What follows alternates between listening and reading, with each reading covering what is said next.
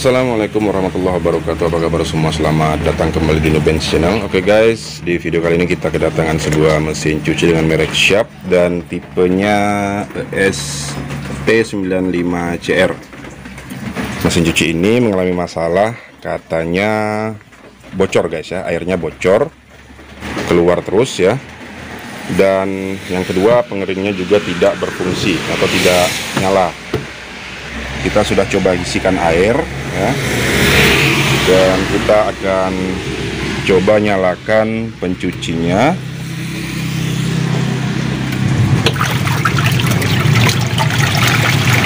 Oke, sudah muter dan kita coba lihat di bawah.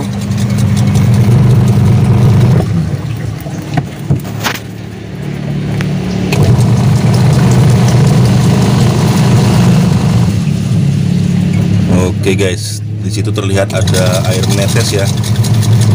Nah, ada air menetes. Nah, ini berarti dari bagian tabung pencuciannya ada mengalami kebocoran. Nah, sehingga airnya menetes terus itu. Ini lama-lama bisa deras ini keluarnya guys ya, kalau lama-kelamaan dibiarkan. Nah, jadi biasanya kalau terjadi bocor airnya keluar itu kebanyakan itu dari selangnya sini, dari selang pembuangan. Tapi selang pembuangannya aman. Pada kali ini kita mendapatkan bocornya itu di sini ya, di bagian dinamo pencucian. Nah, itu terlihat air.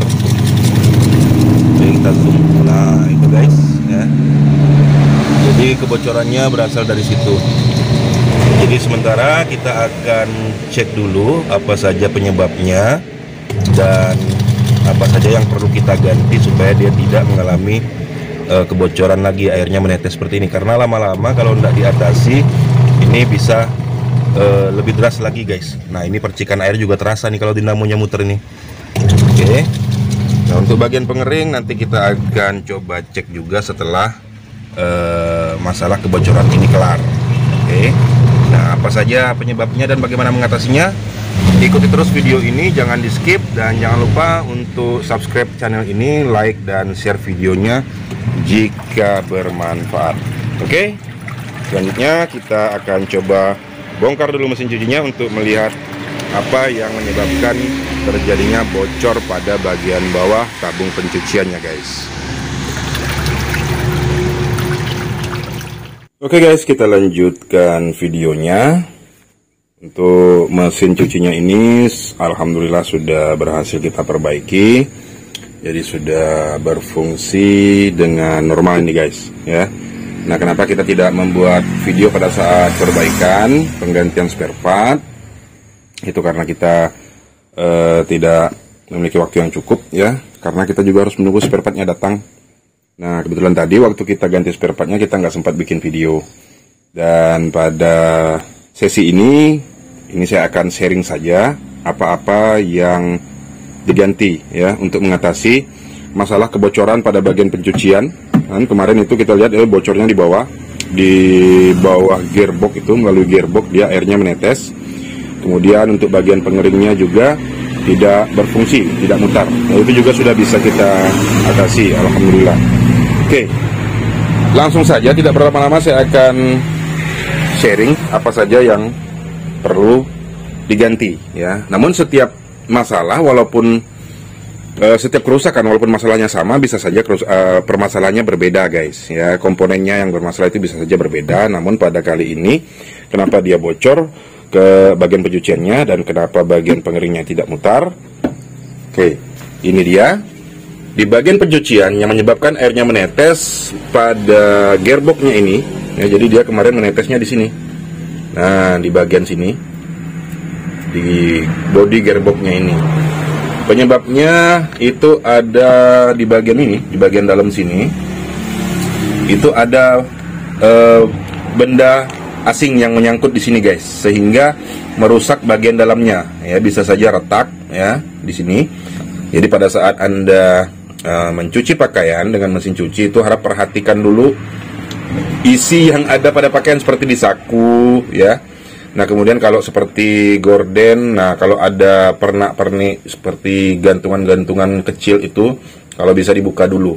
Nah, penyebabnya itu ini guys, ya. Yang menyebabkan gearboxnya bocor nih harta karunnya, ya. Ini mungkin entah apakah kalung atau apakah aksesoris dari gorden atau apa, saya juga tidak tahu ini. Nah, ini kita simpan, nanti kita lihatkan sama yang punya mesin cucinya. Panjang ini guys, ya. Kalau kalung pasti ada mata kalungnya, tapi ini nggak ada. Ya, ini juga belum kita bersihkan. Nah, jadi ini penyebabnya. Dia nyangkutnya di sini. Dia melilit bagian dalam sini, ya, sehingga terjadilah kebocoran. Kemungkinan di dalamnya itu retak. Ya, dan selain itu juga di sini sudah banyak kerak-kerak kotoran, ya. Tuh, guys, ya. Kemudian itu masalah penyebab kebocoran. Jadi ini gearboxnya kita ganti. Ya, kita ganti dengan yang baru. Oke. Sebenarnya gearboxnya bagus, cuma terjadi kebocoran gara-gara benda asing yang masuk di dalamnya tadi. Kemudian fanbelnya juga ini kita lihat sudah kurang bagus ya. Fanbelnya ini walaupun dia masih bisa muter, tapi sudah tidak terlihat sempurna. Jadi sudah kita ganti. Ini fanbelnya kita ganti dengan yang baru dengan ukuran M28. Ya. Jadi setelah gearboxnya diganti, ini sudah berfungsi seperti semula. Kita coba nyalakan. Nah, kita coba nyalakan mesin cucinya di bagian pencucian. Kita lihat apakah masih ada air yang menetes seperti pada saat kita lihat sebelumnya.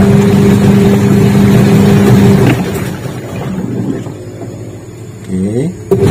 Kalau kemarin baru saja kita nyalakan, air sudah terlihat menetes guys ya. Ini sepertinya tidak ada lagi. Tadi juga sudah kita nyalakan beberapa menit dengan airnya nyaris penuh tadi. Ini sudah kita kurangi. Tidak ada yang menetes. Ya, bekas air, tetesan air juga tidak ada di sini. Oke. Jadi positif penyebabnya terjadi kebocoran pada gearbox. Ya, karena benda asing yang masuk tadi. Next, selanjutnya, nah bagian pengeringnya ini. Ya, ini sudah kelar. Bagian pengeringnya tidak berfungsi, ya, tidak berfungsi, tidak memutar. Biasanya dan juga ada pada video saya sebelumnya tentang mesin cuci, masalah yang terjadi pada pengering itu kebanyakan rusaknya kapasitor. Ya, kapasitor yang berfungsi sebagai starter untuk dinamonya berputar. Awalnya saya juga mengira demikian. Namun setelah kapasitornya ini kita cek, ya ini kapasitornya double ya, satu ukuran 11 mikrofarad untuk ke dinamo pencucian.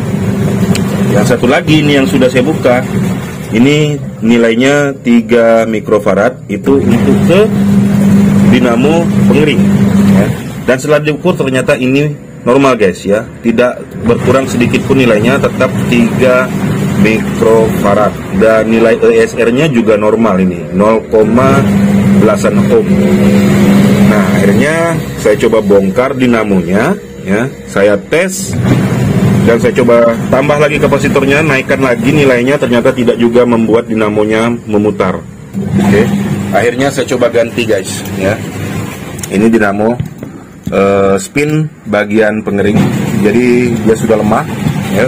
Bagian starternya kemungkinan ada putus di dalam karena kita tidak paham tentang gulungan dinamo seperti ini guys ya. Jadi saya putuskan untuk diganti dengan yang baru saja untuk dinamo spin atau dinamo bagian pengering ini ya. Walaupun sebenarnya bisa saja diperbaiki ya, diganti gulungannya atau digulung ulang, namun karena kita tidak memiliki keahlian tersebut dan di tempat saya juga tidak ada tukang servis dinamo, jadi saya putuskan saya ganti.